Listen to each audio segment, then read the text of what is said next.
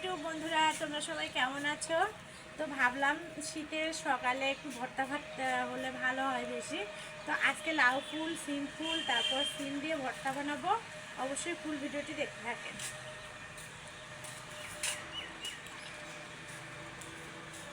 এই যে লাউ ফুল, এই ভর্তাটা খুবই মজাদার, তাই না? গরম ভাতের সাথে। হ্যাঁ, অনেক মজা হবে। হ্যাঁ, আর এই যে ছোট ছোটগুলো, এগুলো ফোটেনি। লাউ গাছটা কিন্তু একটু লাল লাল হয়েছে।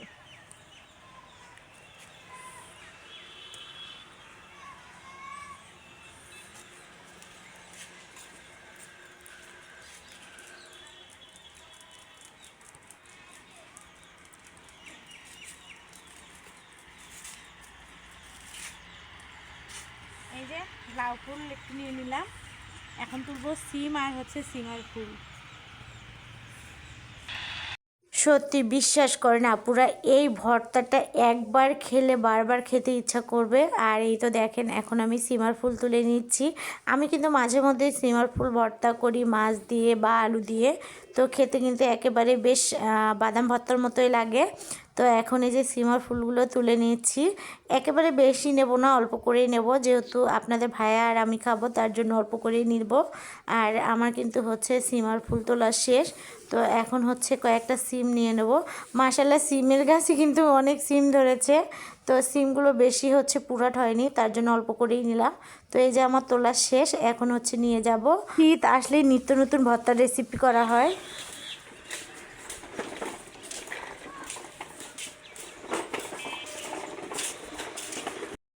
এই যে অফ ক্যামেরার পিছনে কিন্তু রসুন, কাঁচা পেঁয়াজ, শুকনো মরিচ, কাঁচামরিচ আগেই রেডি করে নিয়েছি। তো এখন এগুলো নিয়ে যাব চুলার পারে।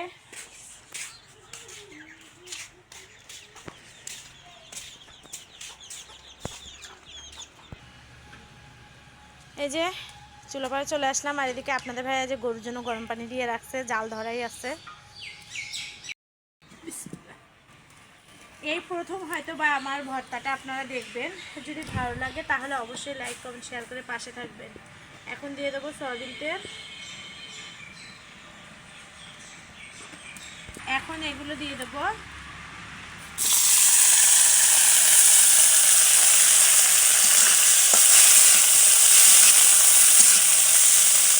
একটু হালকা করে হলুদের গুঁড়ো দিয়ে দেবো, যাতে যেন খুব সুন্দর একটা কালার হয়।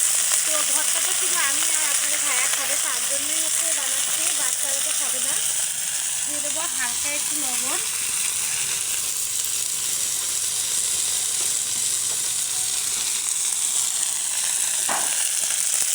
এখন কিন্তু তেলের মধ্যে ভেজে নেব।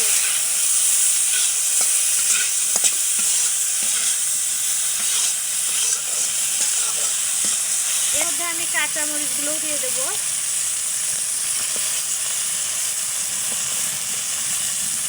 দিয়ে দেবো রসুন, দিয়ে দেবো পেঁয়াজ কুচি, দিয়ে দেবো শুকনো লঙ্কা।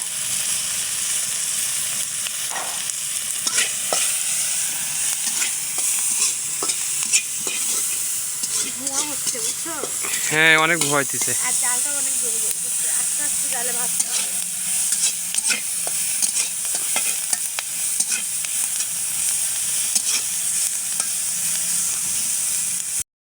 আমার কিন্তু এখনো ভাজাভাজি কাজ শেষ হয় নাই। তো এই যে ভেজে নিচ্ছি।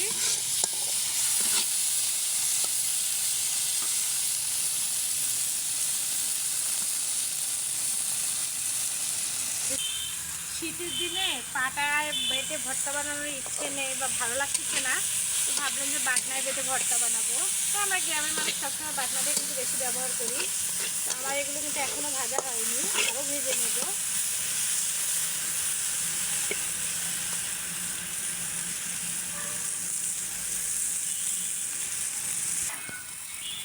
আমার কিন্তু ভাজা হয়ে গেছে।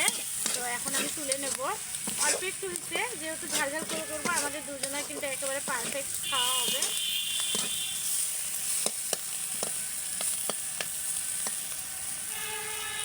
এখন তুলে নেব।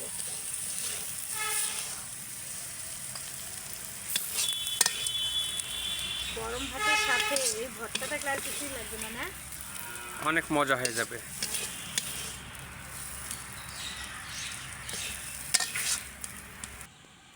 এই যে এখন এই যে বাটনায় ভর্তা বানাবো।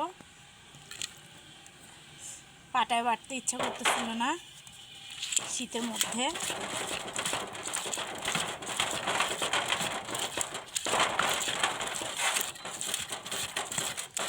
যেহেতু সবগুলো একসাথে, তো একসাথেই বেটে নেওয়া হচ্ছে।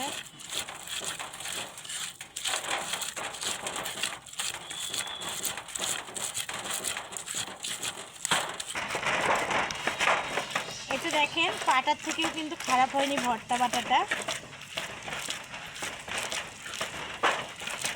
আমার তো একেবারে ভর্তা বানাতে ধরে জিভে জল এসে গেছে।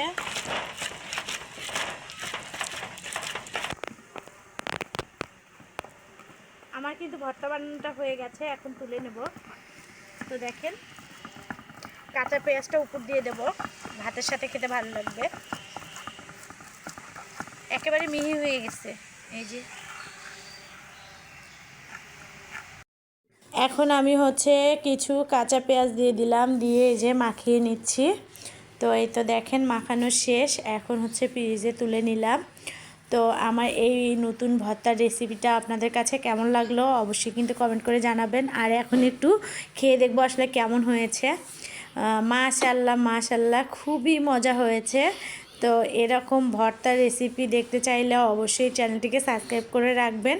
সবাই ভালো থাকবেন, সুস্থ থাকবেন। আজকে পর্যন্তই, আল্লাহ হাফেজ।